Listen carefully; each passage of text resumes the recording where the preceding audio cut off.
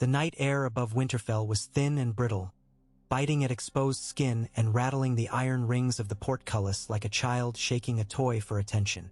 Beneath the ancient godswood, Robb Stark felt the wind slide beneath the layers of his cloak, smelled the resin-rich breath of the weirwood, and wondered if the old gods approved of what he was about to do. He knelt, gloved hands planted in the cold, damp soil, and let the chill seep into his bones until the pain sharpened his thoughts. He had never knelt here alone before. With father gone and the war still young, he had always found himself surrounded by Grey Wind's restless pacing, by his mother's unspoken concerns, by the hushed murmurs of bannermen hungry for action. Tonight the godswood was empty save for him, the carved heart tree, and the far-off crackle of torches along the battlements. Even Grey Wind had drifted into the shadows, somewhere unseen but close, as though the direwolf understood this was a moment a man needed for himself. Robb breathed, slow and even. His father's voice echoed in memory. A king who cannot keep his word has no right to rule. It was simple, noble, easy to say at a fireside. But now the truth of it burned hot beneath Robb's furs. The riverlands bled, the north waited, and at the center of the realm, a boy king called Joffrey Baratheon, no Joffrey Lannister, sat a stolen throne, his mother's claws buried deep in every corner of power.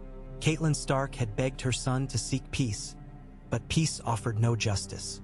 Peace would not bring father back from his grave or Sansa from her gilded cage. Honor, however, could build bridges strong enough to march armies across. Robb's eyes lifted to the heart tree's bleeding face. "I will keep the promise," he whispered. "I will wed a Frey and hold to it." The wind replied with a soft hiss through the branches, neither approval nor denial. He took that for blessing enough. He rose, brushing damp earth from his knees, and strode toward the keep's inner yard. Footsteps echoed behind him. Grey Wind, loping silent as snowfall. The direwolf's yellow eyes gleamed with a primal intelligence that felt older than the tower stones. Robb ruffled the thick fur between the wolf's ears. "Come," he murmured, and they moved as one through the archway that opened onto the spiral stair. Up they went, stone by stone, until the feasting hall unfurled before them in a blaze of hearthlight and conversation. Catelyn Stark stood near the high table, a goblet balanced loosely in her fingers, her gaze scanning the gathered lords with practiced warmth that never fully reached her eyes these days. When she saw her son, she stiffened, subtly, a hardening of the jaw, a narrowing of the eyes. Mother understood what decision meant most tonight. Walder Frey's emissaries were due at sunrise, and they would carry terms requiring more than ink and wax seals. Robb crossed to her, Grey Wind gliding at his heel. The murmuring in the hall dimmed, not into silence. Stark men were too proud for hushes, but into a respectful lull that followed him like a shadow. He nodded greetings. Ser Helman Tallheart, tall and frost-bearded. Meege Mormont, her bear's head cloak smelling of salt and pine. Lord Karstark, features carved from mountain granite. Each bowed or dipped the head, acknowledging the king in the north. At the high table Robb halted. He did not yet climb the dais. Instead he spoke quietly, pitching his words for his mother's ears alone. "It is done. The Frey girl, whichever one Lord Walder names, I shall wed her. Tonight, send any final ravens you must." Catelyn's eyes searched his face, as though probing for cracks. "You are sure?" "I am." He offered a wry smile that felt heavy as plate mail. "The bridge at the Twins is dearer than a bride's dowry. Honor binds me stronger than politics ever could." She exhaled, shoulders loosening. "Then may the gods hold you fast." She squeezed his hand once, fiercely, before turning towards Ser Galbart Glover. Orders flowed again, steadying the hall like mortar.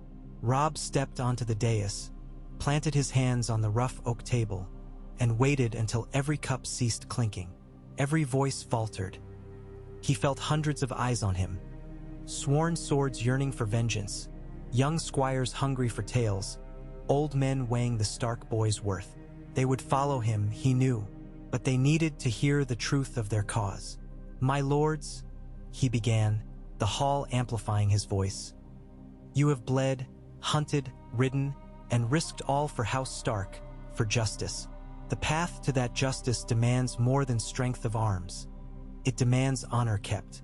Lord Walder Frey opened his bridge that we might fight on southern fields.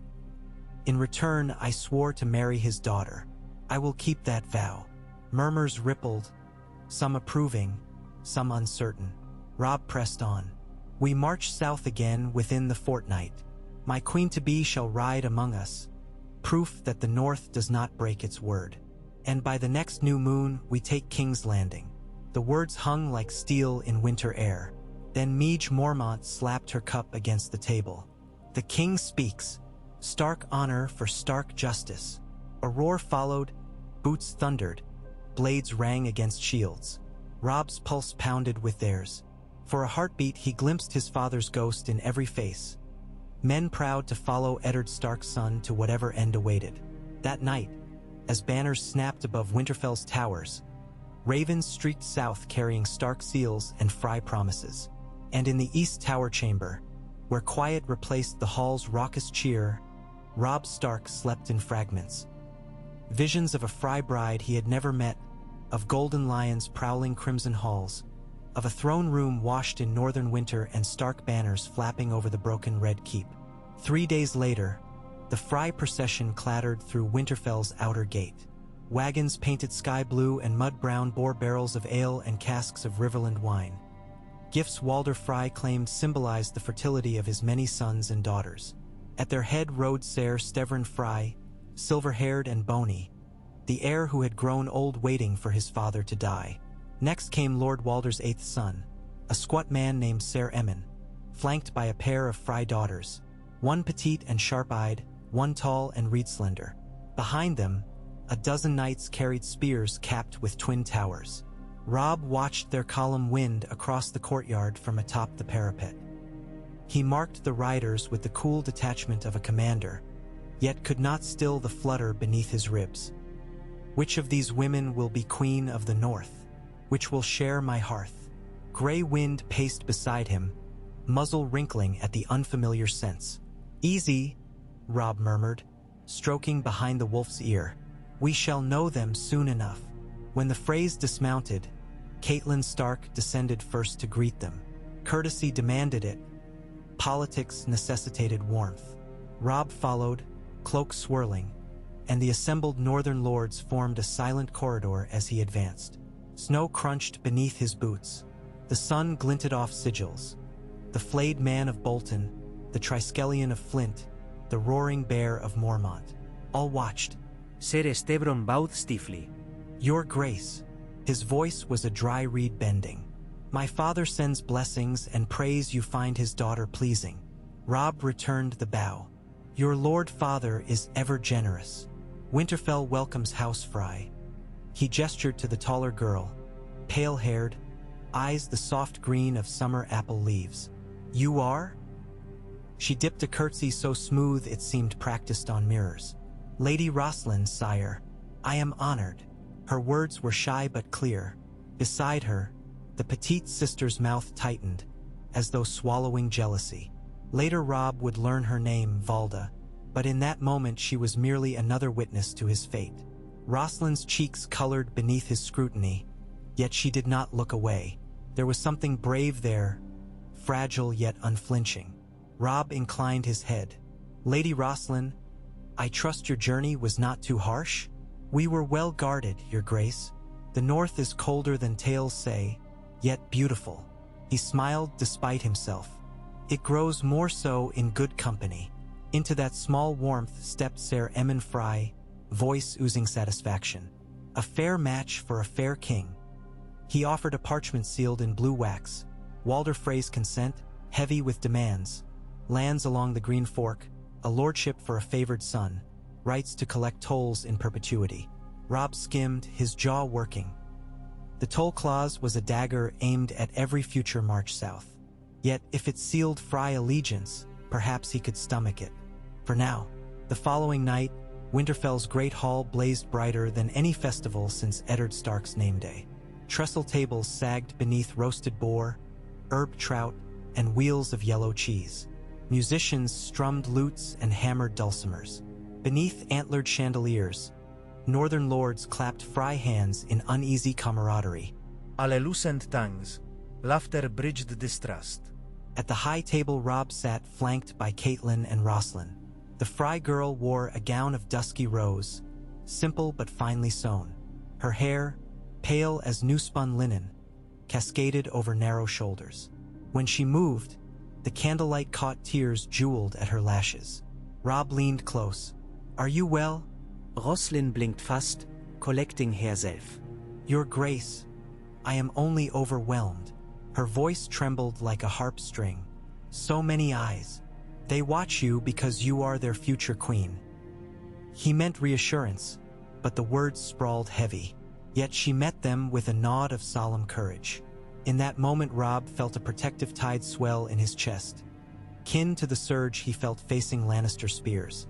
No, he thought, I will not be the cause of another woman's tears. As the feast unraveled into song, Robb excused himself under pretense of battle councils. Outside, the night blanketed Winterfell in brittle starlight. He strode along the ramparts, gray wind weaving around his legs. Below, he glimpsed the flicker of watchfires, heard the clang of forges where smiths hammered swords for the next campaign. Every ember spoke of the cost yet to come. Footsteps approached, quiet, deliberate. Catelyn joined him, cloak drawn tight. They stood a while in companionable silence, mother and son surveying the domain they might never see again. "She seems kind," Catelyn said at last. "She is frightened. So were we all once." She touched his arm. "You did well tonight." She smiled. Robb breathed the sharp winter air. "I will give her reason to do more than smile, I hope. I will be a good husband." Catelyn's answering silence was a blessing and a warning. He glanced at her, seeing lines of fatigue etched around her mouth. "War-aged everyone. You do not approve of the toll's clause." "I approve of whatever keeps you and your men alive," she murmured. "But remember, promises given under duress are brittle. Steel yields to fire, but honor must hold fast." He digested her words, watching a lone raven cut across the moon. "I will strike the clause if I can, yet we march soon. I will have scarce time for quills." "Then make time," she said softly. "King's Landing is not taken by sword alone." The marriage took place 3 dawns later, in the godswood beneath the heart tree. Snow fell in languid spirals, dusting hair and cloaks. The old gods bore witness in silence, their red leaves fluttering like 1,000 secret tongues. Robb clasped Rosalind's slim hands, felt her pulse race, and repeated the ancient vows. As their foreheads touched, gray wind lifted his muzzle and howled, a haunting, mournful sound that seemed to pull every face toward the forest's dark edge. Robb felt the pack's bond tighten, as though the direwolf claimed this union as part of Stark destiny. That night no feast followed. Instead, Robb and Rosalind shared a quiet chamber overlooking the godswood. The hearth crackled, casting light that danced across fur blankets and rough-hewn beams. Rosalind sat on the edge of the bed, fingers knotting the hem of her chemise. Robb removed his sword belt, the metal buckle clinking softly. He approached her as one might approach a skittish fawn, slow, patient. "I will not hurt you," he said, voice barely above the crackle of the fire. "I know," she replied, though her voice quavered. He knelt, taking her hands. "This war asks much of us, my lady. Our first night should ask only kindness." He lifted her fingers to his lips, kissed each knuckle. She inhaled, trembling, eased. In time, the hush between them grew warmer than the fire. When dawn bled pale over Winterfell, Robb found her asleep, golden hair splayed across his chest like threads of sunlight.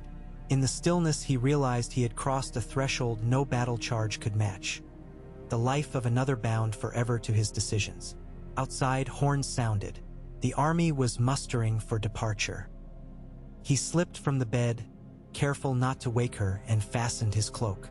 Gray wind waited by the door. One look into those yellow eyes and Robb saw mirrored his own resolve.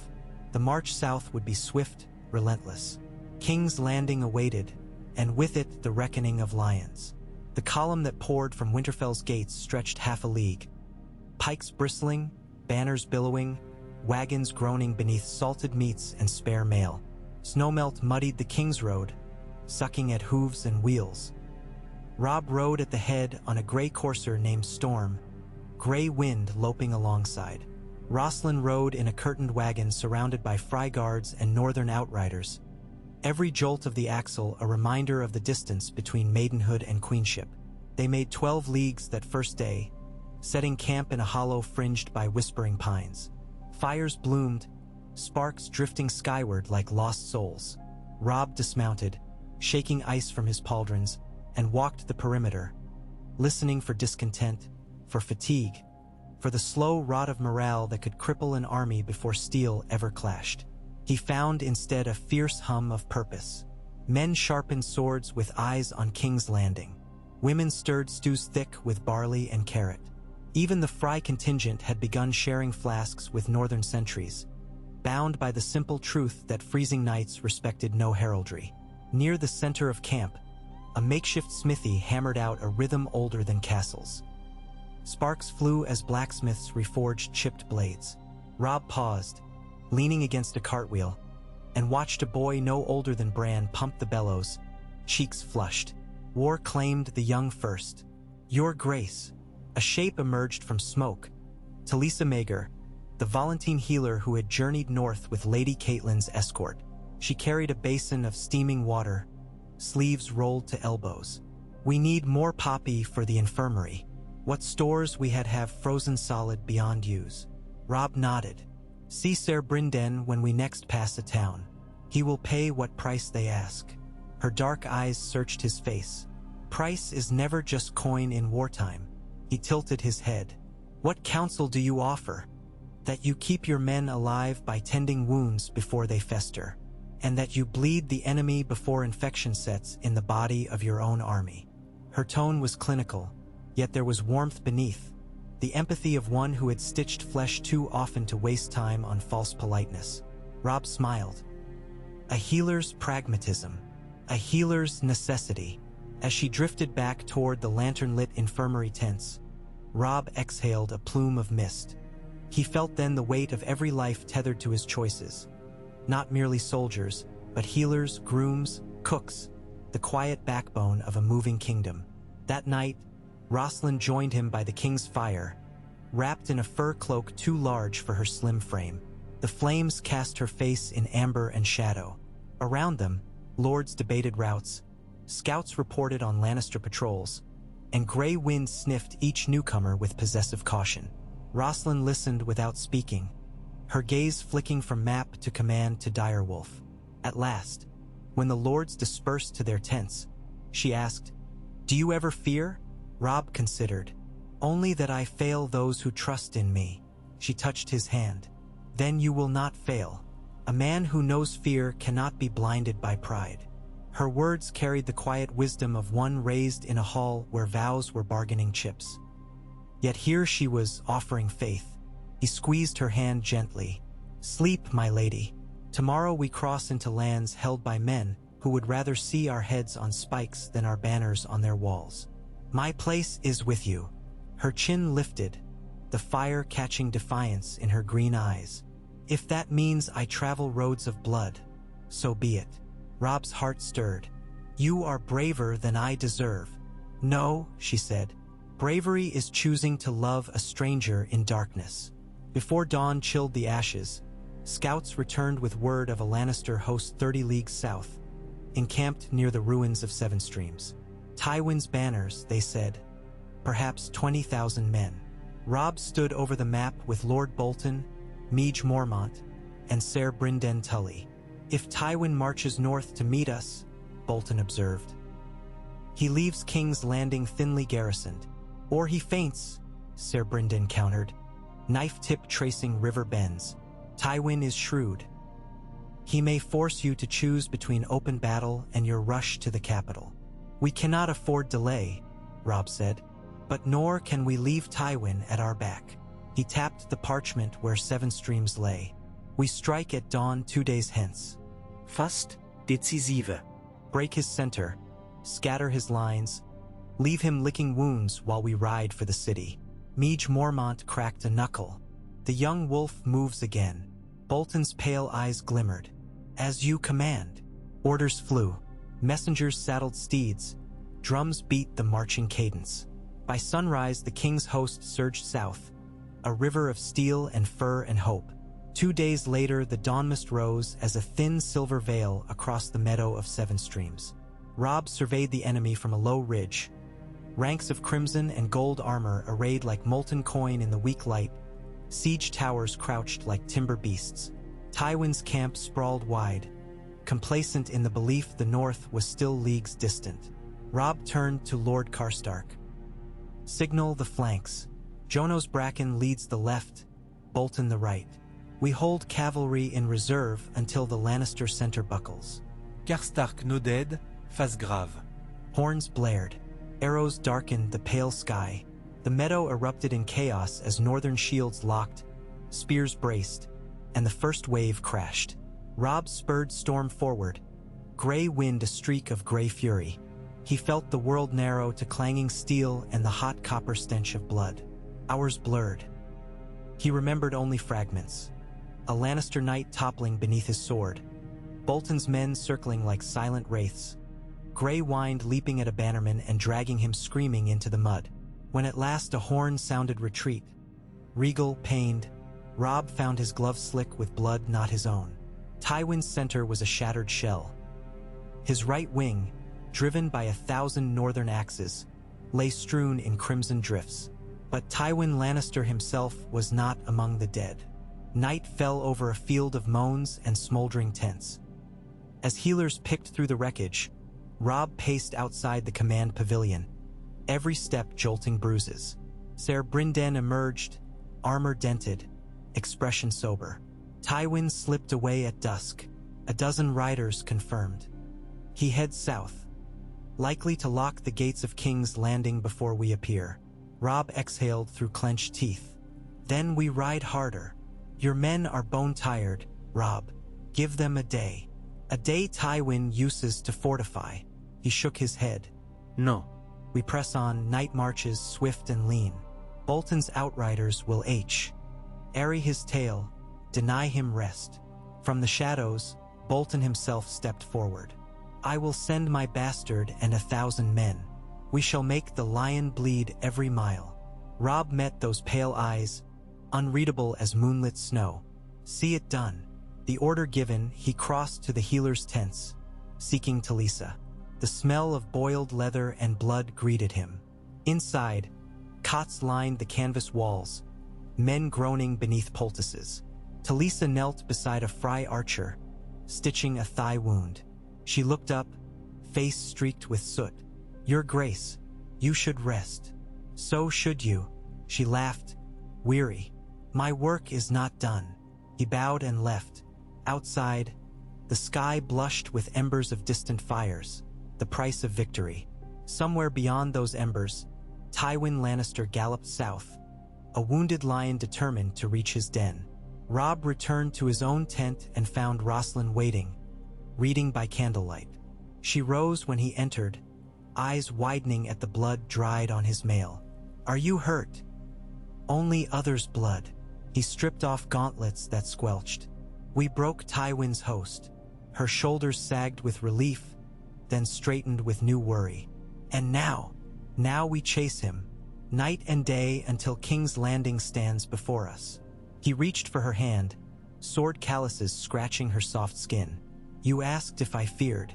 I do. Not for me, for all of us. Yet fear is the herald of courage. Rosalind laid her palm against his cheek. Then ride with courage, my king.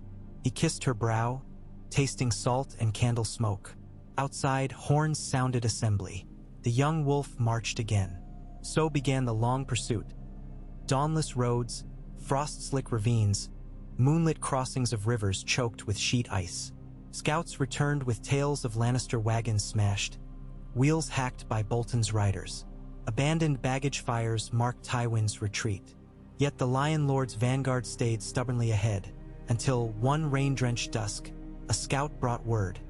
King's Landing lay just 5 leagues away. Robb called council within a copse of twisted olive trees, away from eavesdropping. Karstark, Bolton, Ser Brynden, Meege Mormont, Talisa for the wounded, and Roslin attended, cloaked against the drizzle. "The city's walls are thick," Ser Brynden said, tracing a muddy finger across a dripping map. "But Tywin lacks time to muster fresh levies. His men are ragged." "King's Landing has wildfire," Meege warned. "The pyromancers still serve." "Then we scale the walls, not breach gates," Robb decided. "Quiet as thieves where the mud gate meets the Blackwater. Fisherfolk no tunnels there. We bribe them." Bolton's lips curved. A thin, bloodless smile. "A clever wolf," his gaze flicked to Roslin. "And a brave queen to follow him into shadows." Robb ignored the slight, focusing on the map. "We attack 2 hours before dawn. Silence and swiftness. Once inside, we seize the Red Keep before Joffrey can flee. No sack, no slaughter of small folk. We end this war with honor." Murmurs of assent. Plans set, Robb dismissed all but Roslin. Rain pelted the canvas roof. Lightning flashed, illuminating her face pale as ivory. "You will stay with the healers," he told her. "No one word, quiet yet unyielding. If I am to be queen, let me stand witness to the moment peace is forged." He saw then that she had grown in these weeks. No longer the trembling girl in Winterfell's hall, but a woman tempered by distance, by loss, by nights spent listening to dying men. He sighed. "Very well, but you ride with the rearguard, under Ser Helman's protection." "It is enough," she said, and kissed him, a fleeting press of lips tasting of rainwater and resolve. That night the army crept through the wet dark toward the lights of King's Landing. The Blackwater's slow churn echoed like a giant's breath. Fishermen guided them to half-flooded tunnels beneath the mud gate, tunnels that smelled of rot and brine but promised entry. Robb led the vanguard. Bolton to his left, Karstark to his right, 30 picked men behind. Gray wind patted ahead, a shadow given teeth. The tunnel walls dripped algae. Water rose to calves. Torches guttered, throwing monstrous shapes. Yet no alarm sounded. At the far end a rusted grate loomed. 2 soldiers wedged iron spikes, levering until hinges shrieked. Beyond, a narrow stair climbed into blackness. Robb's heart hammered so loud he wondered if Lannister sentries heard it. They ascended. A wooden door yielded to a dagger's whisper. Suddenly they were in the mud gate tower, the guardroom empty save for a pair of drunken gold cloaks slumped over dice. Bolton slit throats before they could gasp. Blood pooled on a cracked stone floor. Robb signaled forward. They poured into the streets, keeping to alleys. The city slept, unaware that northern ghosts stalked its veins. From distant roofs rose the glow of torches along the Red Keep's walls. They reached the fishmonger's square as bells told an hour past midnight. There, the first real resistance. A patrol of gold cloaks, 8 men, spotted Grey Wind's silhouette. "Halt! Who?" An arrow silenced the call. Chaos seized the square. Robb's sword met a gold cloak's halberd, sparks showering. Shouts echoed, boots pounded. Yet within minutes the patrol lay dead or bound. The advance resumed, faster now, for surprise frayed. At the foot of the Red Keep, Catspaw's stair spiraled up sheer cliff. Guards manned parapets, torches glowing. Bolton drew Robb aside. "Give me the bastards, boys. We climb the cliff and take the gatehouse. Once open, you charge." Robb hesitated, then nodded. "Go, and spare who yields." "Of course," Bolton murmured. Bolton's men vanished into darkness, grappling hooks scraping stone. Minutes felt like lifetimes until, at last, the clatter of chains signaled the sally port yawning. Robb roared, "Now!" and stormed the open throat of the castle. Inside, corridors twisted. Lannister spears braced feudal barricades. Grey Wind leapt, ripping lines to tatters. Robb's sword arm burned. Blood slicked the hilt. At a marble stair leading to the throne room, a Kingsguard in white plate barred the way. Ser Meryn Trant, his plume matted with sweat. "Traitors!" he spat, steel ringing. Robb met him stroke for stroke, sparks dazzling. Trance blade scraped Robb's pauldron. Robb's follow-through split the Kingsguard helm, and Ser Meryn toppled down the stair with a thunder of metal. Doors burst open. The throne room loomed. Pillars like redwoods, stained glass bleeding moonlight onto the iron throne. Twisted swords fused in cruel majesty. At its foot cowered Queen Cersei in a gown of emerald silk, Joffrey beside her pallid with terror. Tywin, dust-soaked, armor-dented, stood defiant, hand resting on the pommel of his sword. Robb advanced, gray wind flanking. "Lord Tywin," he called, voice echoing. "Surrender the city and your grandson. End this." Tywin's green eyes flicked to Cersei. "Go," he murmured. She did not move. Soldiers filled the hall behind Robb. Karstark's men, Bolton's, Mormont's. Rosslyn, shielded by Ser Helman, entered last, gaze steady. Tywin drew steel with ponderous grace, tip resting against the marble. "The lion does not kneel to wolves." Robb raised his blade. "Then the lion dies." Tywin lunged. The clash was thunder and stone, sparks painting iron thrones and shattered crowns. Tywin's blows were heavy, deliberate. Robb's, swift and sure. Each parried thrust sent tremors up his arm. He felt the ache of sleepless marches, the drag of old bruises, but also the pulse of every beating heart that followed him here. Tywin feinted high, cut low. Robb caught the blade on his quillin, twisted, kicked. The Lion Lord staggered. In that stutter of balance, Robb stepped inside, drove steel through gilded breastplate.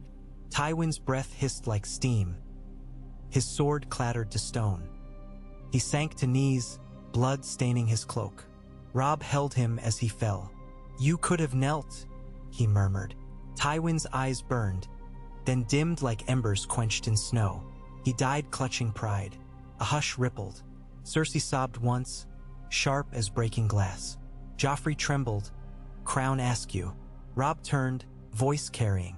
"By rights of conquest and justice, I, Robb Stark, king in the north and of the Trident, claim the capture of King's Landing. Let any who contest speak now." No voice rose. He sheathed his sword, breathing smoke and blood. Then he felt Roslin's hand slip into his warm, steady. Their fingers threaded before the Iron Throne. Outside, dawn's first light crested over Blackwater Bay, casting the Red Keep in hues of winter rose. Bells tolled not for defeat but for a new reign forged on promises kept.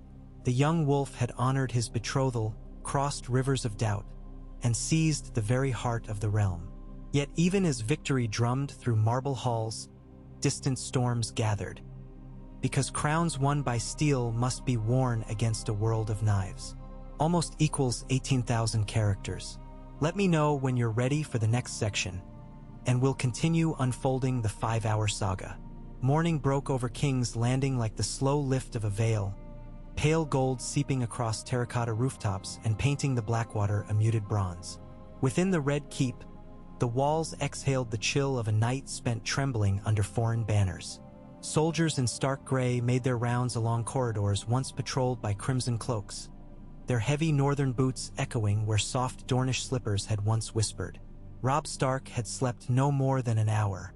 The thin pallet in a modest solar, far from the king's chambers he refused to claim yet, still smelled of soot from half-doused torches. He rose at first light, washed in cold water, and broke his fast on a heel of bread. Gray wind awaited outside the door, tail swishing dust motes into the early beams. Together they descended the tower stair, passing servants who bowed low, unsure whether to say "Your Grace" or simply avert their eyes. At the base of the stair, Ser Brynden Tully conferred with Lady Meage Mormont, voices low. Maps sprawled across a trestle table, weighed by chunks of rubble. They straightened when Robb approached. "Scouts report Stannis Baratheon marches from Storm's End," Brynden said, tapping a dagger against the parchment. 5 days out, maybe 6, with 12,000 men and 30 war galleys hugging the coast. Meage grunted. "Let him come. This city's walls have weathered worse." 5 days, Robb repeated. We must treat with him before swords are drawn. He looked to Brynden. Send ravens. Offer parley at the great September on the morrow after he arrives. No bloodshed within the city. If Stannis still claims the throne, let him stake his honor in words first. Brynden nodded and strode off. Meej hovered, studying the young king. You look older than yesterday. Robb gave a weary half-smile. I feel older than all my years. He glanced around the makeshift war room. Where is Lord Bolton? Hunting pockets of Lannister resistance in Flea Bottom, he claims. Meej folded her arms. I'd trust him more if I could see his hands. Robb filed the worry away. Keep eyes on him. Discreetly. From the open windows came the smell of wet ash and the distant clamor of hammers. Carpenters already braced shattered gates. Masons chipped scorched stone. A city healed itself fastest when men believed tomorrow would dawn brighter. Robb crossed the corridor to the throne room. Last night's blood had been scrubbed, but faint rust stains lingered in cracks between flagstones. The Iron Throne sat in brittle silence, its barbs catching sunlight like predator teeth. Robb looked at it a long moment, then at Grey Wind. The wolf growled. A low, uneasy rumble. Not yet, Robb murmured, and veered toward the western archway instead. Beyond lay a narrow passage leading to Maegor's Holdfast. Two guards in stark livery opened the door to a small audience chamber where Cersei Lannister and her son were kept under watch. Chains did not bind them. Robb refused that humiliation, but a dozen spearmen ensured no escape. Cersei sat rigid in a high-backed chair, gold hair disheveled yet defiant. Joffrey paced, every turn twitching like a caged ferret. When Robb entered, the Queen's eyes flicked over his plain wool doublet, perhaps searching for flaw. Your Grace. Robb inclined his head, not in deference, but acknowledgement of her former station.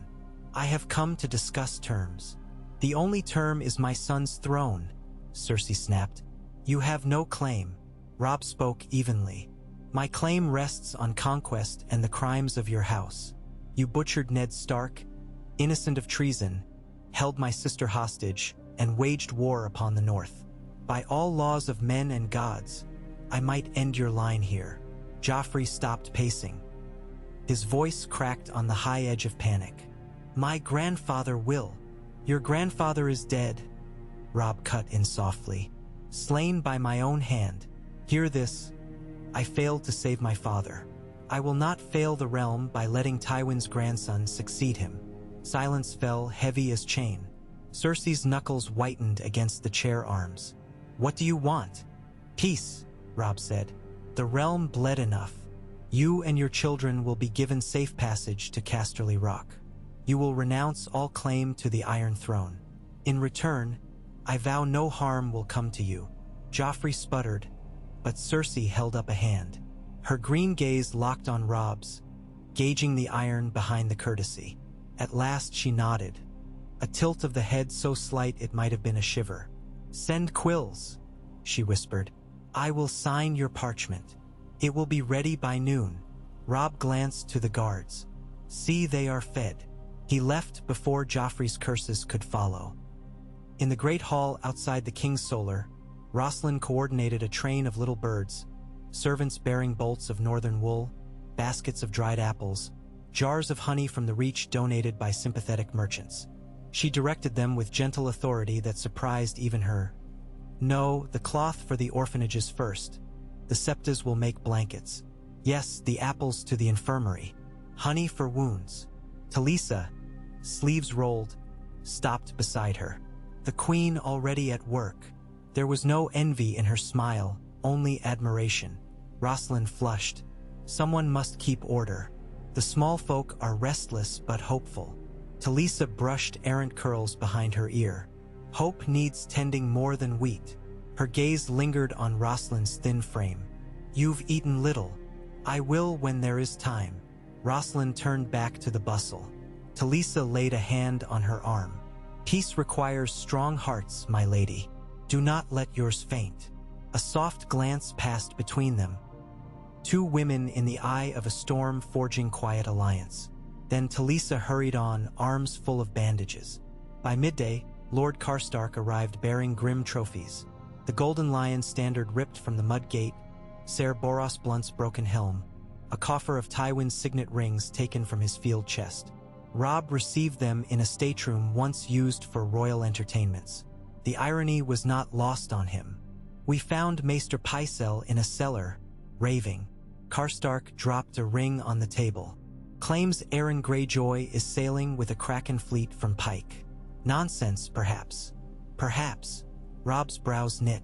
Yet the Ironborn do love chaos. Keep watch on the coasts. Karstark lingered. My sons died at Jaime Lannister's hand. The Kingslayer still roams. His voice darkened. I would see him chained. As would I, Robb assured. But Jaime vanished weeks ago from Riverrun. If the gods are just, they will deliver him to us. Karstark's eyes burned with old grief. Justice is forged by men, not gods. That night Robb dreamed of rivers running red, of wolves chasing a lion through weirwood roots that writhed like serpents. He woke before dawn, heart thundering. Gray wind whined, snout pressed to door. Outside, boots scuffled, voices muttered. Robb threw on a cloak and stepped into the corridor. A guard knelt beside a fallen page, blood pooling under flaxen hair. The boy's eyes stared at nothing. On the wall above, painted in crimson finger strokes, was a sigil. A flayed man. Bolton. Robb's blood chilled. Alarm the keep. Find Lord Bolton. He knelt by the page, one of Roslin's errand runners, and closed the vacant lids. Poison needle, perhaps. No wound but blood at nose. Silent murder. Within an hour Bolton was found in the maiden vault, calmly sharing bread with a septa. He rose at Robb's entrance, smooth as satin. Your Grace, explain that. Robb thrust a finger toward a guard holding the blood-smeared cloth mimicking Bolton's sigil. Bolton's face remained stone, a cruel jest by some malcontent. My men wear badges openly. We do not scrawl walls. Yet a child lies dead, which grieves me. Bolton regarded the cloth. Until proof points elsewhere, I suggest enemies within. Lannister holdfasts still hide rats. Robb studied the man's pale eyes, fathomless as deep ice. He smelled half-truths but lacked blade-sharp evidence. Confine your men to barracks until investigation ends. As you command. Bolton bowed, lips twitching faintly.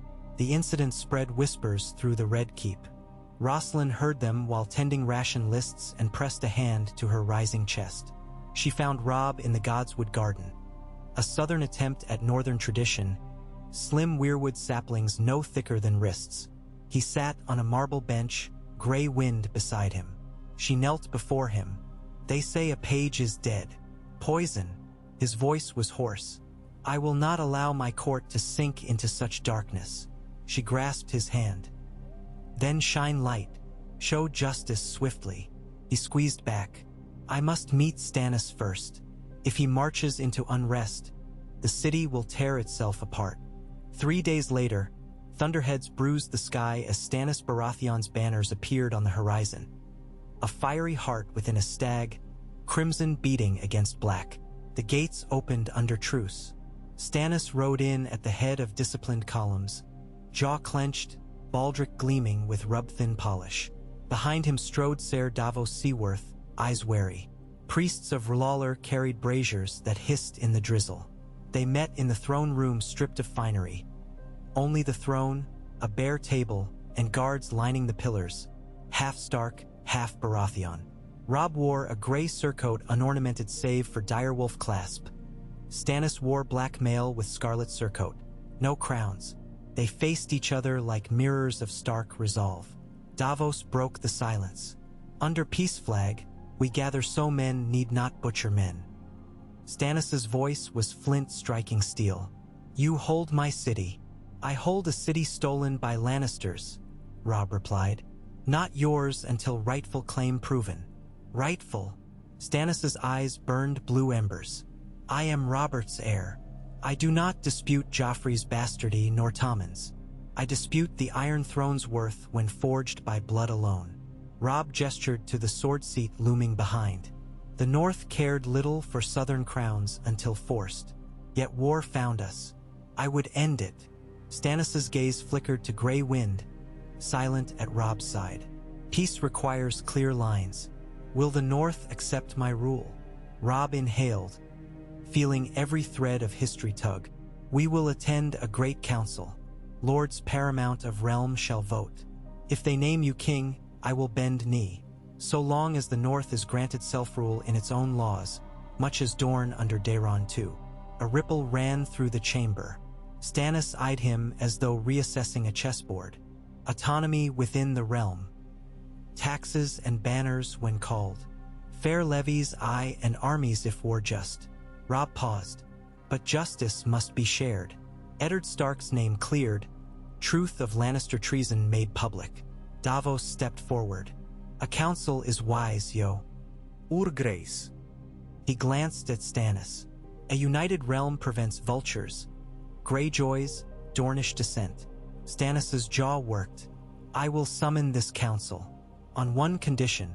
The queen and her bastards face trial. They have signed abdication, ready to sail at dusk. Robb's tone hardened. Trial would inflame the city. You want order.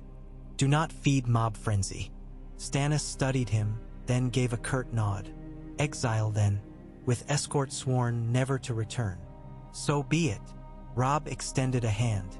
For a long heartbeat, neither moved. Then Stannis clasped forearm to forearm, two swords parleying not in clamor but grip. The chamber exhaled. In the weeks that followed, banners bearing direwolf and crowned stag hung side by side from the ramparts. A great council was proclaimed to convene at Harrenhal in midsummer. Ravens flew to Highgarden, Sunspear, Riverrun, the Eyrie, Pike, Old Town. Citadel archmesters sharpened quills. Septons whispered of omens. Within King's Landing, Roslin's relief kitchens fed 6,000 mouths daily. Telesis infirmaries purged sepsis with boiled wine unseen in alleys before. Stonemasons rebuilt the dragon pit's archway toppled during the sack. Blacksmiths forged new plowshares from melted Lannister helms. Yet shadows grew. 3 more servants died by unseen hand. Needle to neck, cup of sweetened milk, slit wrist staged as sorrow. Always the flayed man mark appeared nearby. Robb tightened patrols, banned masked helmets, interrogated every Bolton retainer. Bolton himself offered cooperation, even submitting to search. Nothing found but immaculate gloves and a ledger of men's names. One rain-slick evening, Robb paced the small council chamber, now sparse save for maps and casks of northern ale. The new council included Lord Brynden, Ser Davos, Maester Luwin summoned from Winterfell, and Lady Allery Hightower as envoy of the Reach. Yet an empty chair sat accusatory, treasurer. Littlefinger had vanished with the sack, fortunes gone to ground. As long as coin vanishes, Brynden groused, we cannot pay levies nor feed refugees. We'll mint new stagwolf silver, Davos suggested. Salt pans in the Vale supply or Robb rubbed temples. Do it, and recall the Iron Bank of Bravos may extend credit if stability proven. His gaze slid to Roslin, who had joined them as mistress of provisions. She took notes with calm grace, though fatigue etched faint lines at her eyes. When council ended, Robb lingered. Rain hammered the shutter slats. Gray wind slept by the hearth. Roslin set cool down and stretched cramped fingers. You should sleep, my lady, he said, voice softer than candlelight. So should the king. He moved behind her, hands resting on her shoulders, kneading knots. She let out a sigh, half relief, half buried sob. Every list I write grows longer, because you heal a realm. She leaned back against him. Who heals you? His lips brushed her hair. You. Silence thickened, warm despite rain. Then a knock rapped. Lord Bolton entered without waiting. Steam rose from his cloak. Pardon the hour, he said. A message from Maidenpool. Your uncle Edmure has taken ill, consumption, it seems. He requests audience should the great council pass near. Robb frowned. We ride north to Harrenhal soon. He may meet us on the Trident. Bolton nodded. I shall dispatch word. As he withdrew, Rosalind shivered. There is something cold about him. He walks in shadows. Robb squeezed her hand. But even shadows flee dawn. Move day dawned with gull cries and salt-rich wind. The royal fleet, 6 Blackwater galleys and 3 Stormlander dramens, waited in the bay, banners snapping. Cersei, Joffrey, and Tommen boarded a Myrish cog under watch. The ship bore new livery, a golden tree on black field, an invented sigil marking their exile. As gangplanks raised, Cersei turned once toward the capital she'd ruled like a lioness. Her pale face gleamed damp with mist or tears, then sails bellied, and tide pulled them west toward Lannisport and oblivion. Robb watched from the quay beside Stannis. Neither spoke until the ship became a speck. "You spared them." "I spared the realm their martyrdom," Robb corrected. "Dead Lannisters breed legend. Exiled ones fade to memory." Stannis grunted. "Practical mercy." They turned inland as thunder rumbled beyond the city walls. Summer storms gathered, heralding harvest and war alike. The march to Harrenhal threaded the King's Road like a living tapestry. Knights of the Reach joined outside Bitterbridge, their rose banners flanking Stag and Wolf. From the Vale came Ser Bronze Yon Royce with 500 men in rune-etched bronze. Dorne sent Princess Arianne atop a sand steed, her escort a ribbon of orange and red silks. They camped beneath the shadow of Harren's burnt towers, a sprawl of pavilions bright as wildflowers in black mud. Harrenhal's vast courtyard served as council chamber, tables arranged in a hollow circle beneath tattered roof beams.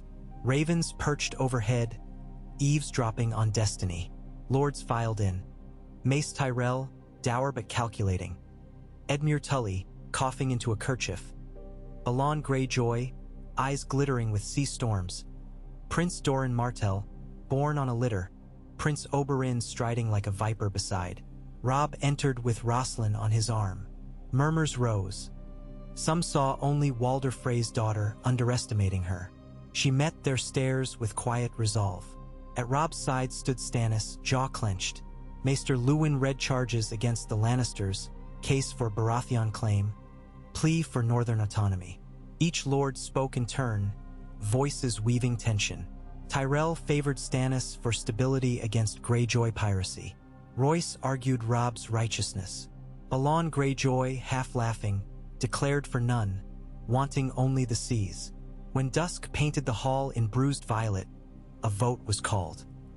By citron wax tally tokens, Stannis received 11, Robb 9, Balon 1, Doran abstained, citing daughter's captivity years past. Stannis Baratheon was declared king of the 7 kingdoms. Robb knelt, direwolf crown removed. The North honors this council. Stannis bade him rise. And I, by royal decree, name Lord Robb Stark Warden of the North and Hand of the Realm, with governance of northern laws independent save in matters of realm-wide war. Applause, formal, cautious, shook the rafters. Yet in one shadowed archway, Roose Bolton watched, lips curved. That night feast tables groaned under roasted aurochs and wheel cheese, but secrets dined on silence. In a stony corridor, Oberyn Martell cornered Robb. "You trust Stannis?" the Red Viper asked, sipping dark arbor red. "Rigid men snap under storms. Better rigid truth than supple lies," Robb replied. Oberyn's eyes gleamed. "Truth is a spear point. Straight, deadly, prone to break in ribs. Wine with me sometime. We'll debate." On the ramparts at moonrise, Rosalind found Robb staring at Harren's cracked towers. Fireflies shimmered over the lake beyond. She slipped arms around his waist. "Your crown passed to another, yet you seem lighter." "The crown was never my desire. Only justice, and peace enough to see Winterfell rebuilt." He turned, brushing knuckles along her cheek. "Are you content, my queen who is not queen?" "I am wife to a man who keeps vows," she answered. "Titles are wind." They kissed beneath shattered stone that once defied dragons. Peace, however, carries its own war. In the months after Harrenhal, letters spoke of unrest. Ironborn raids on Cape Wrath, Lord Frey complaining of unpaid tolls, whispers of a Sellsword company called the Golden Company sailing from Tyrosh under a Mummer's dragon banner. One crisp autumn morning, Banners flapped outside Winterfell, restored, its charred timbers replaced by fresh pine. Robb walked battlements with Bran at his side, the boy now taller, cane replaced by a carved weirwood staff gifted by the children beyond the wall. They discussed irrigation trenches and new glass hothouses for winter crops. Below, Rosslyn oversaw laborers building a library. A horn sounded. A single rider approached. Lady Sansa, auburn hair streaming, escorted by Ser Podrick Payne bearing Stark's gray and white banner. Robb hurried down. Brother and sister embraced, tears wetting cloaks. Sansa placed in his hand a small wooden box. Inside lay the shard of ice that Jaime Lannister had sheared from Ned Stark's greatsword, found in the Red Keep stores. Robb pressed forehead to hers. Father comes home in every piece we reclaim. Night fell with a foreboding red moon. Rosslyn, heavy with first child, retired early. Robb lingered in the Godswood. There, among whispering leaves silvered by frost, Bolton emerged like a shadow born of bark. "My lord," Robb greeted, wary. Bolton's voice was silk drawn over steel. "Assassins caught near the Queen's chambers. Frey daggers." Robb's breath froze. "You have proof." Blades etched with twin towers. Bolton extended a cloth bundle. Inside, 2 narrow dirks glimmered. "It seems Lord Walder resents unpaid tolls, and perhaps losing a bride he expected to trade again." Fire blazed in Robb's chest. "He seeks to harm Rosslyn? His own blood. Frey blood weeps for coin more than kin." Bolton stepped closer. "Let me ride south, your grace. I will bring the twins to heel." Robb's mind swirled, war renewed, north at risk. "No," he said slowly. "We summon Frey to Winterfell. He will answer before the court." Bolton's eyes cooled. "Wise, yet he may refuse. Then he declares himself enemy. We hold the trident now. He will travel or starve." Bolton inclined head. "As you wish." He turned, cloak rustling like dead leaves, but paused. "Guard your heart, my king. Knives strike deepest from hands once joined in vows." When he vanished into trees, Robb felt the weight of every branch along his spine. Above, ravens muttered. Gray wind pressed against his thigh, growling at empty air. Weeks later, news reached Winterfell. Walder Frey dead, found face down in his porridge, skin darkened, eyes bulged. He died without confessing. His heir, Ser Stevrin, likewise choking on evening wine. Next son drowned bathwater. Chaos blossomed at the crossing. Sons vying, daughters scheming. Bolton reported by Raven. The twins fracture. I position garrison to maintain bridge for northern trade. Await orders. Caitlin, visiting from Riverrun, read the missive with tight lips. Bolton profits from every corpse. Robb exhaled. But did he strike? Or did Frey disintegrate under own rot? Bolton carries leeches. She met his eyes. He feeds them on secrets. Robb nodded grimly. I ride at first thaw to see the twins. Answers must sprout where blood has watered earth. Rosslyn, swollen with child, clasped his hands that night. Promise you return. I promise. He kissed her and the swell beneath furs. Yet as snow fell outside, seeding the world in white silence, he wondered if vows were seeds enough against men who tilled treachery in shadow. In dark corners of the keep, Bran whispered old names to the ravens. They answered in tongues only Greenseers knew. One word fluttered across, feathered back to Bran's waking mind. Bastion. Another, betrayal. Spring thaw came late, but with it, the twins. Robb's host crossed the Green Fork on makeshift rafts, as Bolton's men held gates. Frey soldiers glowered from walls but obeyed. In the great hall, tapestries torn, Robb convened lords. Bolton stood at his side, face unreadable. An inquest began. Servants testified. Lord Walder grew paranoid, tasted every dish first, yet still died foaming. Stevrin's cupbearer vanished. Fingers pointed every direction until truth blurred like mist. Somewhere amid accusations, Robb caught Bolton's slight smile. That night Robb confronted him in a turret overlooking moonlit river. Did you orchestrate this? Bolton's reply was autumn-soft. I stand loyal to House Stark. Answer. Bolton's eyes flashed. Were it mine, you would have proof, my king. He bowed. I serve always. Robb's hand gripped sword pommel but released. Pray you always do. Unknown to them both, on opposite bank, silhouettes watched. Golden Company scouts bearing a black dragon sigil. And in a Bravosi counting house, a ledger tallied debts of war. Rosalind birthed a son on the eve of summer. The babe's wail echoed through Winterfell like horn of new dawn. Robb cradled tiny form, wisps of auburn brown fuzz crowning soft skull. Eddard, he named, voice thick. Rosalind smiled, exhausted, radiant. Gray wind sniffed newborn toes, huffed approval. Bran placed a weirwood leaf in the crib, symbol of old God's blessing. Catelyn wept quietly, memories of her Ned twining with hope for this one. When raven feathers rustled at the window, Robb opened the shutter. A note from Davos, sealed in stag wax. Iron Bank demands repayment, threatens liens. Stannis prepares levy on North by autumn. Robb sighed, heart heavy despite joy in arms. Peace wore thin. Debts and dragons and unseen knives pressed ever closer. He looked down at Eddard's scrunched face. I swear, he whispered, you will inherit a realm of honor, not fear. I'll fight every shadow to give you dawn. Outside, the first summer lightning flickered on the horizon, silent yet promising thunder. Robb Stark, king once in hand now, husband, father, warrior, and wolf, braced for storms to come. Knowing peace is not the quiet between wars, but the vow to rise every time peace is broken. And somewhere beyond sight, Roose Bolton dipped a quill into ink dark as midnight lakes, drafting letters sealed with wax bearing a flayed man. Letters that would set in motion a reckoning sharper than daggers in the dark, because promises kept shine bright, and bright things draw devouring shadows.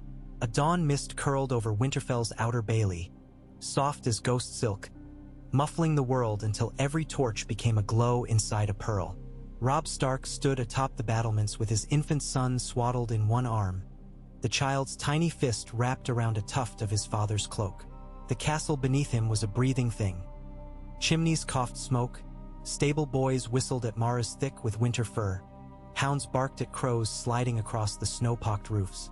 Yet for all its familiar sounds, Winterfell felt strange this morning, as though it sensed the fragile weight cradled in the king's arms and hushed itself in reverence. Eddard Stark, little Ned, had eyes the pale gray of melting ice and a mop of brown auburn fuzz that refused to lie flat. When he rooted his face against Robb's jerkin, seeking milk, Robb chuckled and kissed the downy crown. Your mother will spoil you for that soon enough, he whispered.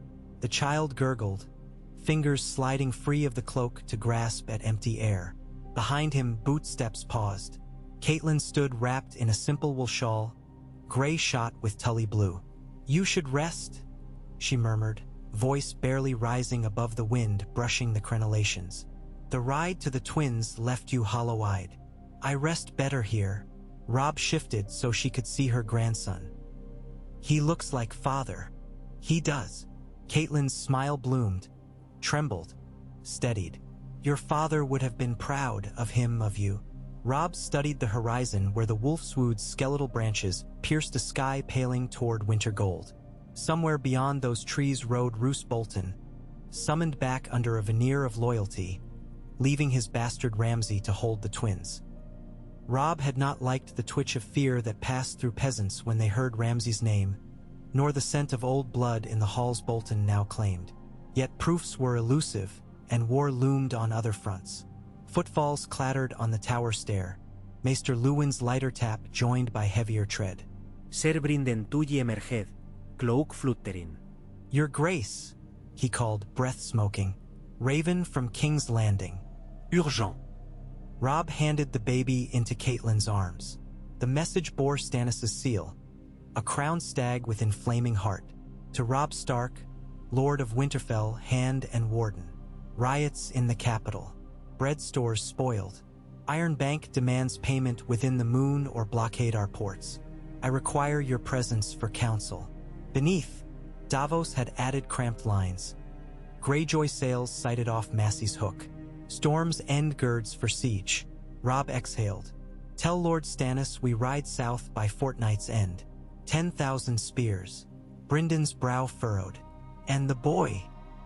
Rosslyn and my son remain safe here, under Mother's guard. Robb glanced to Catelyn. She nodded, resolve bright in gray eyes. Winterfell must stand even if the south burns. Gray wind patted onto the parapet, snow dusting his shaggy coat. He nuzzled the baby's tiny ankles, earning a delighted squeak. Catelyn laughed. A sound Robb had not heard since his wedding night. For a heartbeat he wished to freeze that moment like pond ice. But the wind off the wall tasted of steel and smoke. In King's Landing, dawn came in ragged shards of light spearing through cracked shutters. Davos Seaworth stood in the small council chamber, rolling a chipped coin between calloused fingers, the last silver stag of Robert's first minting. He flicked it onto the table, spun, wobbled, fell. Across from him sat Tycho Nestoris of the Iron Bank, thin lips pursed. Pleasantries ended, Tycho said, voice even as sleet. The crown's arrears reached 6 million gold dragons, interest mounting. We accepted promissory notes under previous management. Now we insist on collateral or payment in full. Stannis stood at the window, hands clasped behind his back, looking every inch the iron ruler the city had expected. Yet his jaw ticked, a muscle pounding like a smith's hammer. You will have payment, he said without turning. But not until winter wheat flows again and trade with the free cities resumes. We cannot lend on hope, Tycho replied. Hope is not coin. Davos stepped forward. But grain, wool, timber, these are coin. The North offers all three, and Lord Stark rides presently. Give us a season. Tycho's dark eyes flicked to Davos. Seasonal grace may be purchased with interest. Interest on interest? Davos scowled. That is usury fit for Lys. Tycho smiled thinly. The Lyseni learned from us. Stannis pivoted from the window. Enough. We will discuss terms after Lord Stark arrives. He dismissed Tycho with a flick of his hand. The banker bowed and left, fur-lined cloak whispering over marble. When the doors closed, Stannis sagged, palms braced on the sill. How many fires must I stamp before dawn ends, Davos? As many as 7 gods set, Davos replied, earning a faint snort from the king who worshipped but one. We need coin, but we need calm more. The riots, sparked by rumor of spoiled grain. Sabotage, I say. Stannis scrubbed his beard. Search every granary. Hang any thief. Davos hesitated. Harsh measures feed fear.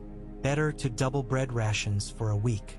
The people will see your hand feeds them, not flogs them. Stannis stared, eyes calculating. You make me soft. No, sire. I keep you standing when the wind blows. Davos bent at the waist. The king sighed. Send word to Winterfell. We must show unity before the Iron Bank presses harder. And have Melisandre pray at the Great September. Let the small folk see even their red woman kneels in apology. Davos's mouth twitched.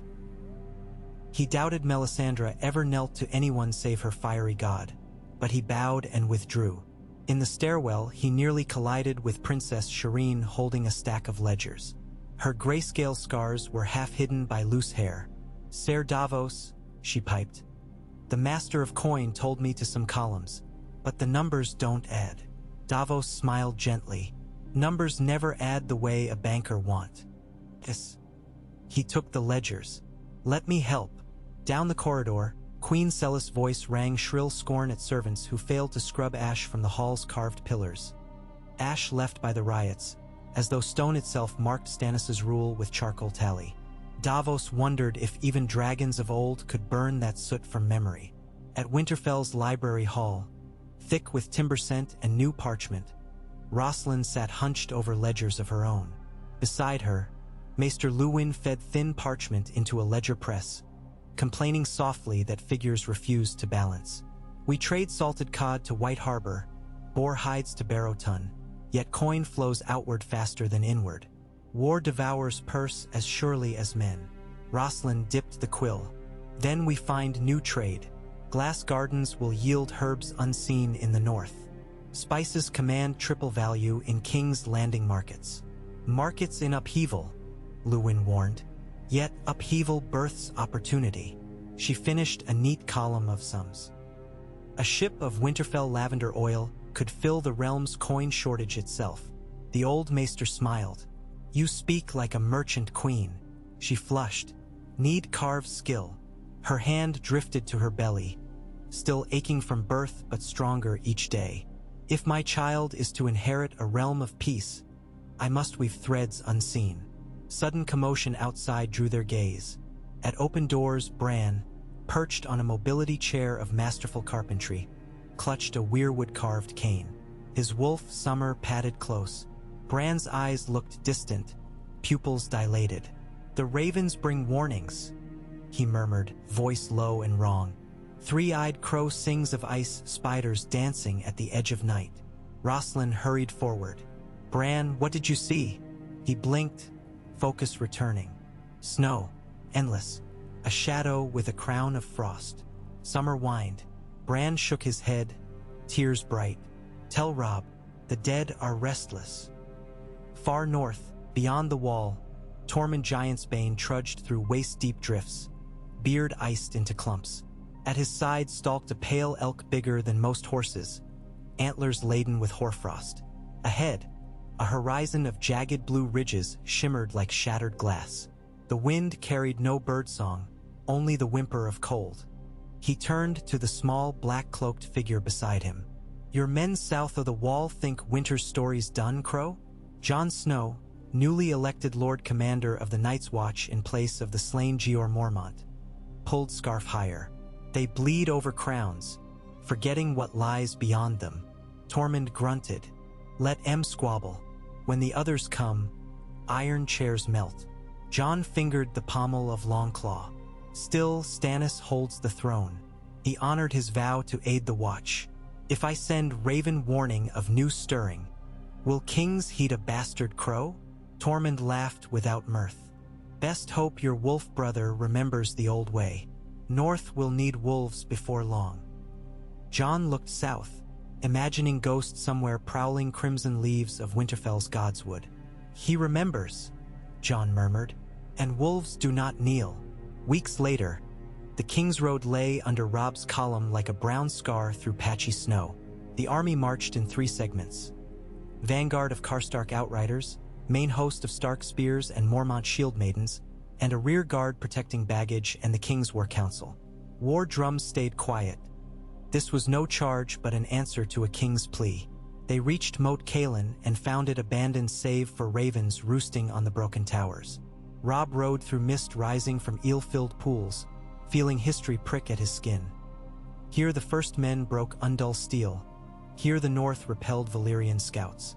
He swore silently the North would stand again, no matter Braavosi bankers or iron-born reavers. At the neck, reeds ferried them across treacherous bogs, speaking of strange lights in the mist. Will-o'-wisp ghosts or scouts of the Golden Company. Among them Jojen Reed, pale and feverish, pulled Robb aside. Dreamed of your banner torn, he whispered. Gray on white, edges aflame. Robb laid a hand on the boy's shoulder. Dreams are warnings, not certainties. Yet dread coiled. For days south of Harrenhal, a lone rider under a ragged black dragon banner approached. Robb's outriders encircled, spears ready. The man dismounted, helm under arm, platinum hair, narrow face. Ser Rawley Duckfield, he announced, captain under Prince Aegon Targaryen, rightful heir of Rhaegar. My prince bids parley. Robb's council gathered in a ruin sept overtaken by ivy. Candles flickered, throwing duck-shaped shadows on cracked walls. Ser Rawley knelt, offering parchment sealed with 3-headed dragon. The prince lands at Storm's End within the week. He requests alliance with the North against usurpers. Meej Mormont snorted. Another dragonling come late to feast. Lord Karstark growled. We have one king. Targaryen ghosts can freeze. But Robb studied the seal. If a true Targaryen lived, he could fracture the realm Stannis struggled to hold. Tell your prince I will hear his claim once stability reigns. Until then, the North reserves judgment. Raleigh bowed. My prince will be disappointed. Better disappointment than false promise. That night, lightning spidered the sky. Thunder shivering the ruined September, Robb lay sleepless on his cot. Gray wind curled as warmth at his feet. Memories prowled.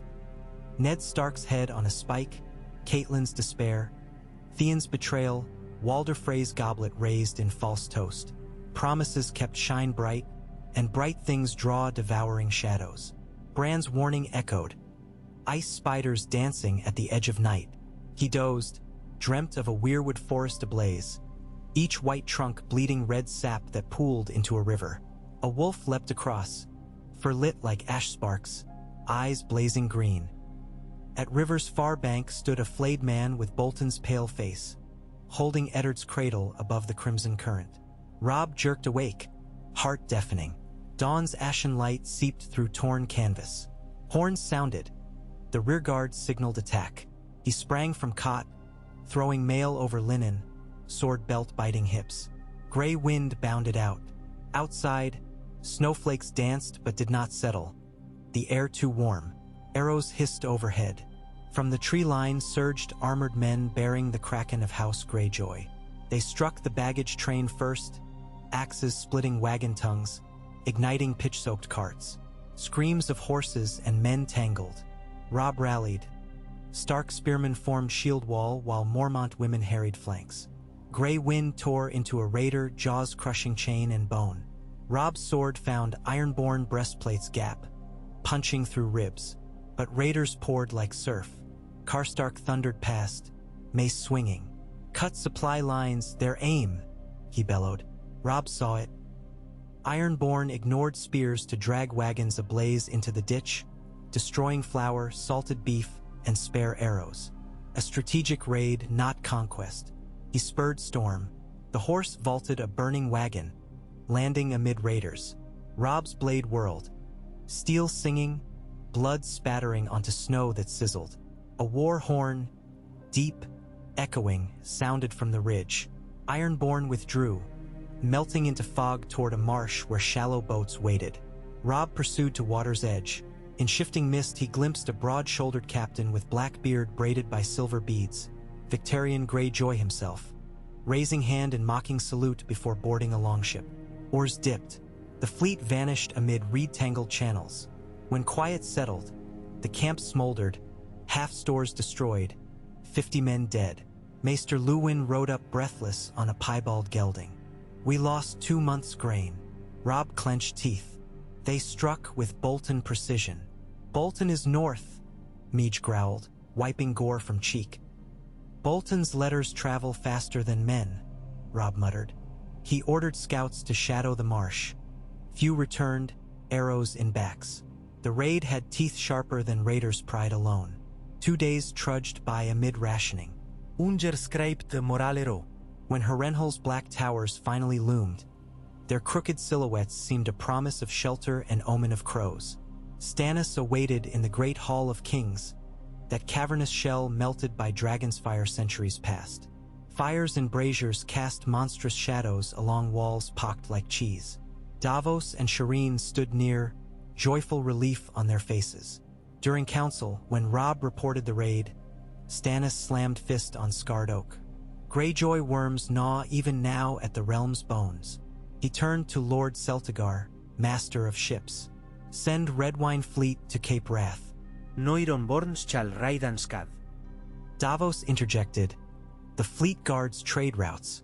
If the Iron Bank cuts coin, cruise desert. Robb leaned forward.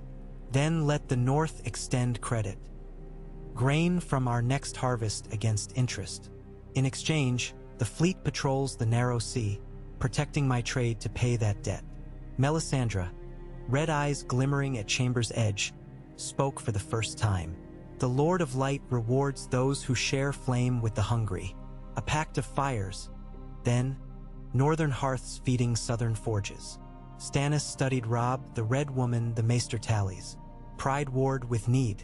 Agreed, he said finally. But the Iron Bank still demands gold. Davos produced Shireen's balanced ledgers. Rosalind Stark's lavender oil may fill that gap. Bravo's prizes sent for masks. Stannis grunted assent. Robb felt a thread tighten inside him. Roslind's dream risked becoming debt's keystone. He prayed the weirwood roots deep enough to bear. They adjourned. Outside, twilight bled over God's Eye Lake, turning water to black glass. Robb walked ramparts beside Davos. Prince Aegon nears Storm's End, Davos warned. Peach throngs claim prophecy. Robb sighed. Prophecies vid hungry hearts. Va fits graviats. He paused, gaze drifting to horizon where storm clouds brewed violet and bruise. Gray wind trotted at his side, hackles lifted, whining. Robb knelt, fingers combing thick fur. What do you smell? Gray wind's ears twitched. He stared north, eyes glowing in the dusk as though seeing beyond mortal sight. His low growl made Davos step back. A crow, Davos asked. Something colder. Robb rose. My brother Bran speaks of dead things moving. If winter armies break the wall, none of this matters. Then perhaps the prince's dragons, if real, matter most. Davos rubbed scarred fingers. Aegon claims to hatch them anew. Robb snorted. Targaryen eggs cracked by false hope. A sudden shout echoed down the wall. A squire sprinted, face white. Your Grace, news from White Harbor. He handed Robb a scroll broken with Merman seal. Robb unfolded. Ships aflame in harbor. Salzbearing fleht man. Ramsay Snow demands fealty or famine. The room seemed to tilt. Robb's vision narrowed on the ink. Flayed man, Ramsay Snow. Bolton's bastard striking at White Harbor while father professed loyalty. Davos steadied him. What does it say? Ramsay lays siege. Robb's voice shook then hardened. He forces Manderley to submission. Davos exhaled through teeth. Bolton's treason surfaces. Robb's fists clenched until knuckles blanched. No more shadows. We ride north. He strode along parapet, every footfall echoing vow. Stannis met him in the torchlit stair. Where do you go? Braavos expects signatories on the morrow. My realm burns at home. If you leave, Crown's unity phrase. Robb faced him. Then send Tyrell to Braavos, Martell to Storm's End, and Baratheon to hold court. The North stands alone if forced but yields to none. His voice cracked with fury. I will not bath in southern politics while my people flay. Stannis held his gaze. Go then, but know the realm might shatter again. Robb touched his sword hilt. Better shattered honorably than whole in chains. He turned, cloak snapping. Gray wind followed, snarling at shadows. The march north was relentless. Men driven by hunger for vengeance more than bread. At Saltspear, ravens brought grim litany. White Harbor's outer walls breached. Lord Wyman Manderley captured. His son Winifred fled upriver. Heads of fisher folk dipped in tar hung from piers. Robb's host pushed day and night, hooves worn to splinters. Snow fell heavier, blanketing tents, muting cries. At the lonely hills they found flayed corpses nailed to old watchtowers. Bolton's sigil carved in flesh. Many men wept. Meage Mormont roared curses. Karstark raged at his reins. At Barrow Hall, Lord Ronald Stout met them with bedraggled refugees. Ramsay burns villages for sport, Ronald spat. Takes women to Dreadfort. His father turns blind eye. Robb's jaw rippled. Not blind, complicit. He gathered bannermen. Plan. Strike Dreadfort, cut off Ramsay's retreat. Karstark's riders circle to White Harbor, relieve siege from rear. Mormont and Stout hold barrows, guard supply. A grizzled sergeant raised objection. Bolton's walls thick, moat deep with ice. Siege could last months. We do not siege, Robb answered. We infiltrate. He turned to Jojen Reed, who sat wrapped in furs. You know bogs around Dreadfort? Jojen nodded slowly. Secret causeways through the weeping water. Lead me, Robb mapped. Night assault. Wolves in the dark. That evening, under banner of swollen moon, Robb donned boiled leather-dyed charcoal, helmed in black iron sans plume. Grey wind wore silent confidence. They crossed frozen weeping water on padded boards, each footstep crunching faint. Frogs croaked, startled into winter confusion. At moat's edge rose Dreadfort's granite, towers narrow as spears. Pink torchlight flickered within murder holes. A single guard shivered, stamping feet. Robb's arrow hissed, striking throat. Guard collapsed soundlessly. They slithered up rope ladders flung from grappling hooks. On the battlements, 2 more sentries fell to daggers. Robb led 12 picked men across rampart into courtyard. Bitter cold bit metal until sound dulled. Sudden barking kennels. Ramsay's hounds sensed strangers. Robb signaled. Grey wind leapt first, slashing cage latch. Hounds spilled out, momentarily disoriented by Frey. Chaos erupted, dogs turning on kennelmaster, direwolf weaving among them. Arrows loosed from towers struck stone, missing shapes in dark. Robb's squad fanned, lighting pitch pots hurled into barrack straw. Flames blossomed orange against snow. Bolton guards poured out half-dressed, disarray allowing swift slaughter. At Keep's door, iron-banded oak-barred path. Meege Mormont's daughter Alysain swung a ram fashioned from felled birch. Under 3 blows, door splintered. Hallway inside reeked of piss and old blood. They followed screams up spiral stair to a chamber lined with skins. Flickering torches revealed ghastly gallery. Faces of men and women sewn into wall banners, eyes removed, mouths stitched. In center, Ramsay Snow reclined in chair of human bones. A girl no older than 12 chained before him. He looked up, lip curling. "Well, Brother Wolf." He rose, lazy. "Come to join my collection?" Robb advanced without words. Ramsay snatched a curved dagger, slashed at the girl's throat. Robb lunged, intercepting with gauntlet that split skin at his knuckles but spared hers. She collapsed, sobbing. Ramsay danced back, dagger dripping. "Father warned you'd ruin everything," he hissed. "North belongs to flayed man now." Robb's sword flashed, severing Ramsay's words mid-gloat along with 2 fingers from his dagger hand. Ramsay shrieked, stumbled. Grey wind launched, jaws clamping shoulder. Wrenching, bones crackled. Ramsay's scream choked as the direwolf shook him like a rabbit, blood splattering tapestry of sewn faces. Robb stepped forward, sword tip poised at Ramsay's chest. The bastard's eyes wild with pain. "Mercy," he rasped, spittle foaming. "I was following orders." "Whose?" "Father's," Ramsay whimpered. He wants you broken, wants you south, wants the Iron Bank treasures." Grey wind snarled, teeth sinking deeper. Ramsay convulsed. Robb lifted sword, drove it through bastard's heart. The chamber fell silent but for drip of blood and the distant crackle of burning barracks. Robb turned to the chained girl, skin bruised, dress tatters. He cut her bonds. "You are safe, child." She trembled. "He said he'd make me wolf's cloak." Tears burned Robb's eyes. "No one will harm you again." Outside, horns sounded. Karstark's riders stormed gates from west, rams battering portcullis. White Harbor banners joined. Within the hour, Dreadfort fell. At dawn, smoke curled over ramparts carrying stench of tanned horror to sky. Robb climbed battlements, tired beyond bone, hands sticky with dried gore. He gazed east where Bolton's banners waved over causeways, signaling father's return.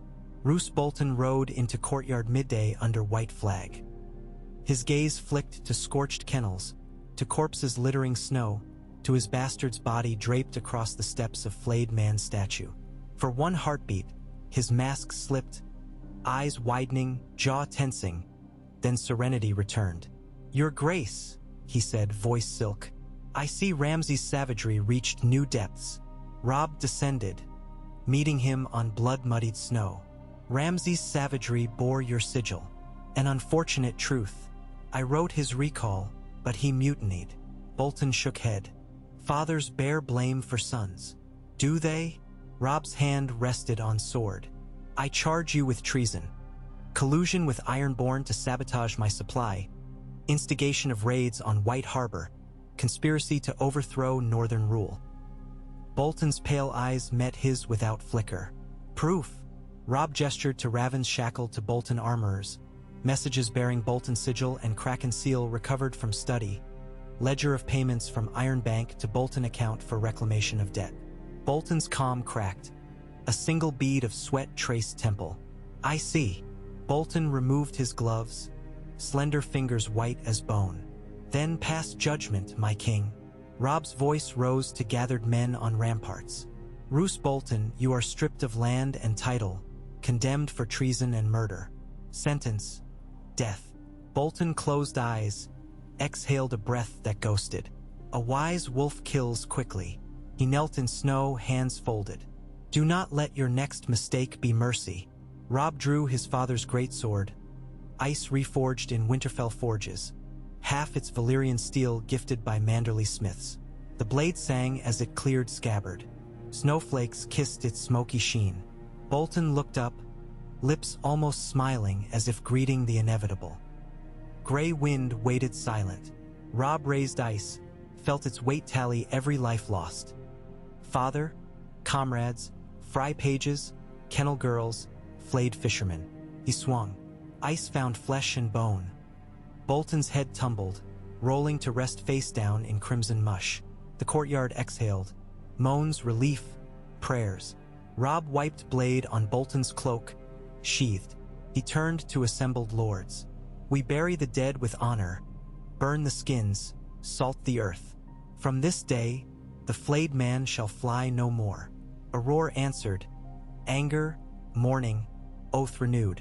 Snow began to fall heavy, each flake wider than a raven's feather, muffling cheers into hush. Robb tilted head, watching sky darken though noon near. Thunder rumbled far north, no ordinary storm.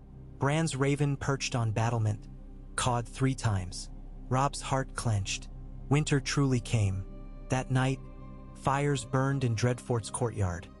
Not pyres of triumph, but flames meant to scour foul memory. Women freed from cells clustered near warmth, refusing to sleep in halls of horror. Maester Luwin tended Karstark arrows lodged in ribs. Talisa stitched flesh until fingers cramped. Robb stood alone atop Tower Ramsay, once used for arrow practice on fleeing girls. Snow whipped. He felt Bolton's ghost linger. But beneath fear stirred something fiercer, resolve tempered by every bee. A trail. On horizon, greenish shimmer danced. Aurora seldom seen this far south. It writhed like ghost fire, casting eerie light over snowfields. Robb whispered a vow to that spectral sky. I will forge north unbreakable.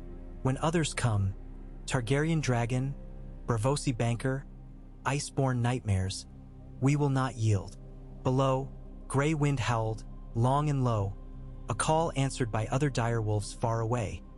Summer near Winterfell, shaggy dog under lonely star, Nymeria roving riverlands.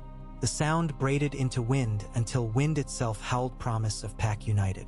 Robb descended steps to war room where lords argued over rebuilding. At his entrance they quieted. Tomorrow, he said, we ride to White Harbor, lift siege, restore trade. Then we seal Dreadfort to ashes. The north heals under wolf, not flayed man. He unrolled newly inked decree naming Lady Manderley as Wardness of the White Knife, Karstark daughters as Liege of Last River, and granting freed small folk parcels of Bolton land. Lords murmured, but none dared challenge. They had seen ice fall. That night, in his tent, Robb wrote letters. To Stannis, detailing victory and vow to march south come spring.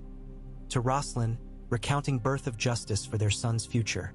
And to Bran, begging counsel on ancient enemies stirring. When he sealed the last, exhaustion dragged. He lay on cot, gray wind curling against him. Sleep took him to dream of children building snow wolves under greenish sky, their laughter echoing over hills until the snow wolves became real, rising, running, carrying children away from something dark shuffling beneath ice. He woke before dawn, cold sweat beating. Outside tent, world silence save distant crack of river ice breaking. He rose, heart hammering. War ahead, but first a winter of reckoning.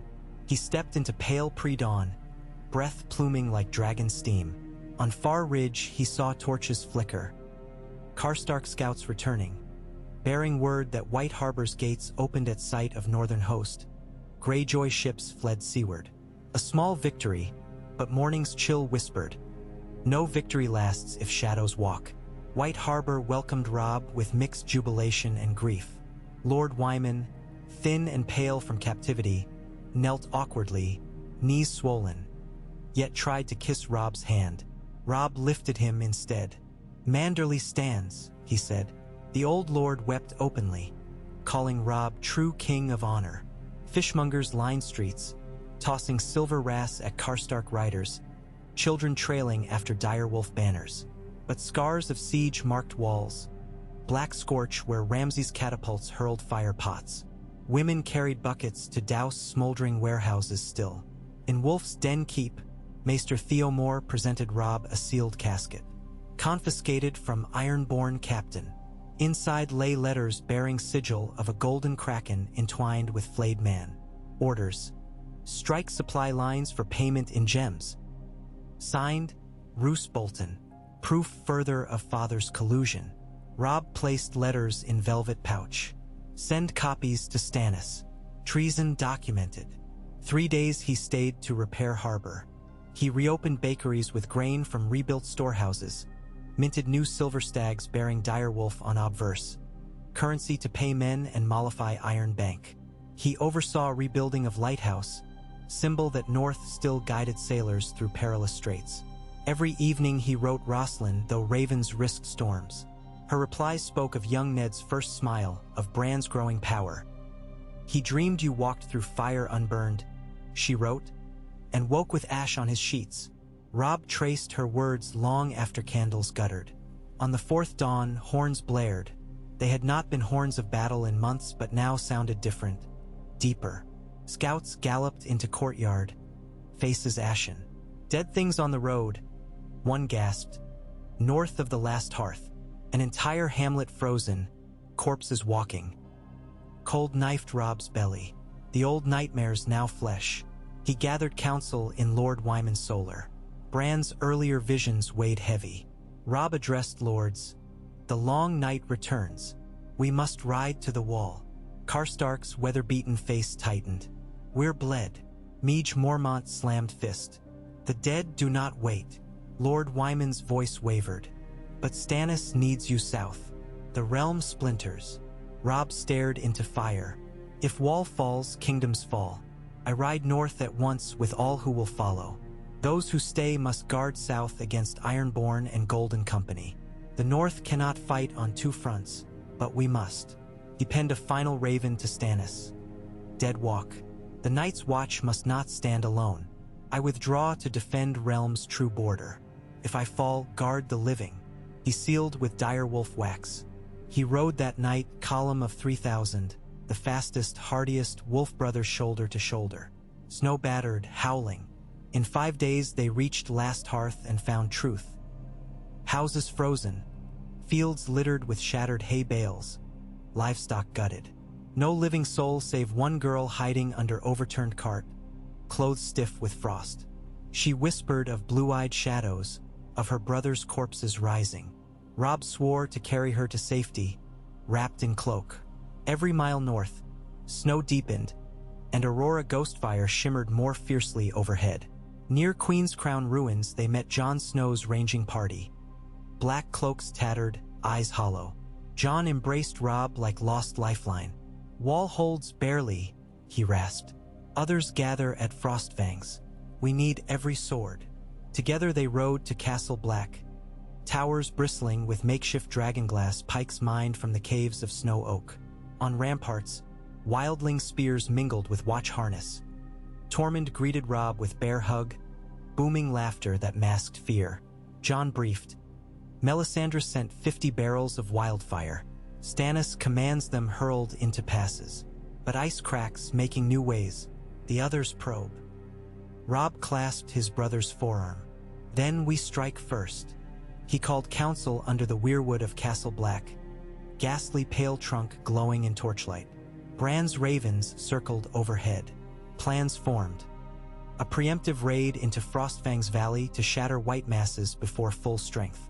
That night, Robb knelt beneath tree, prayed to old gods. Faces carved into bark seemed to weep sap like blood.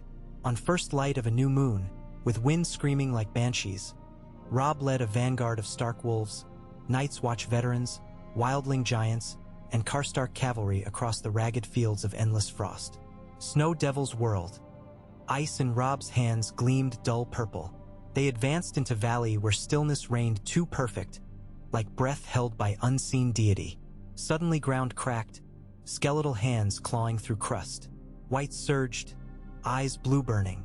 Horn blast split air thrice, the watch call of utmost peril. Robb raised ice.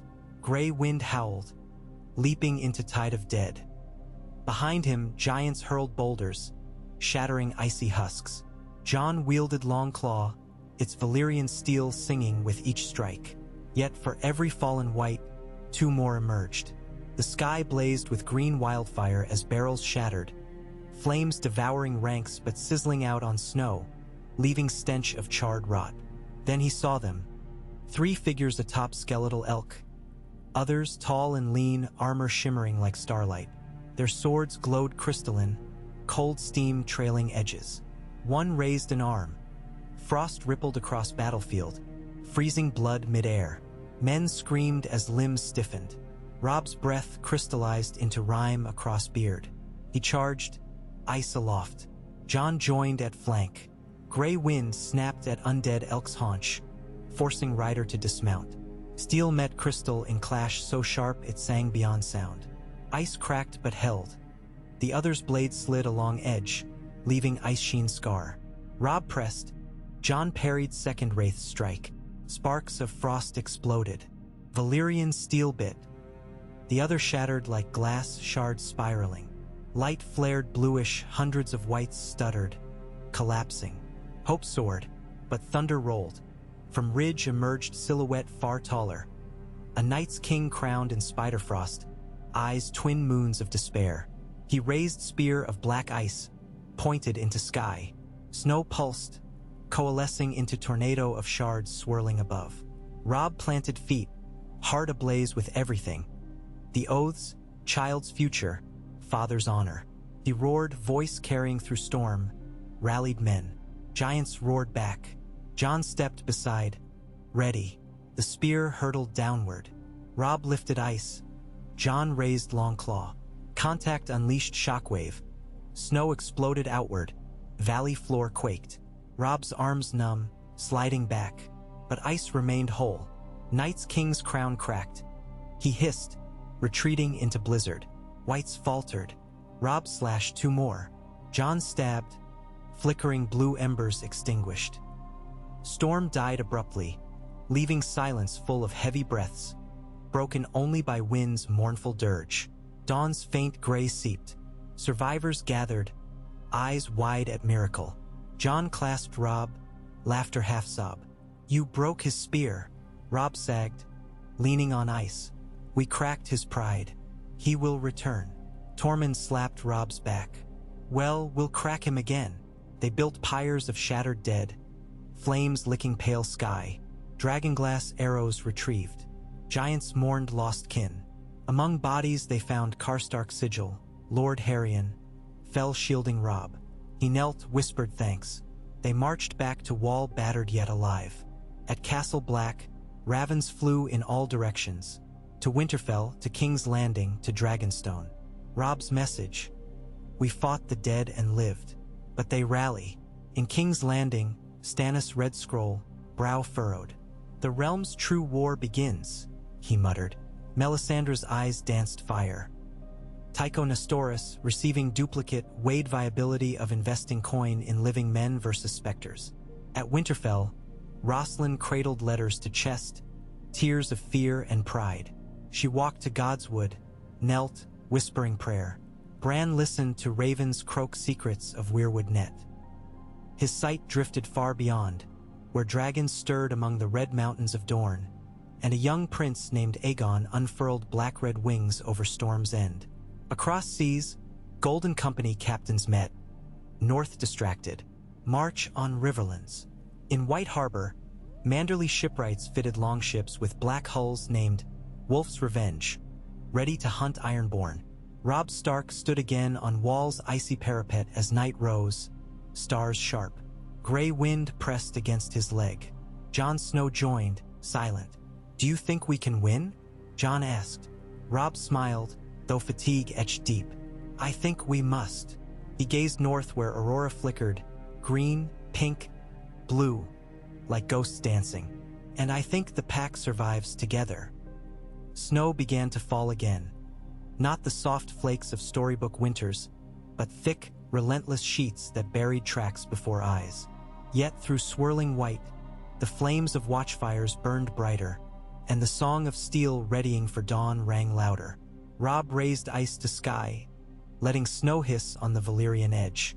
Somewhere below, men rallied, hammers rang, children born. Somewhere south, dragons readied flight. And somewhere within, a promise endured, bright enough, perhaps, to blind the hungriest shadow.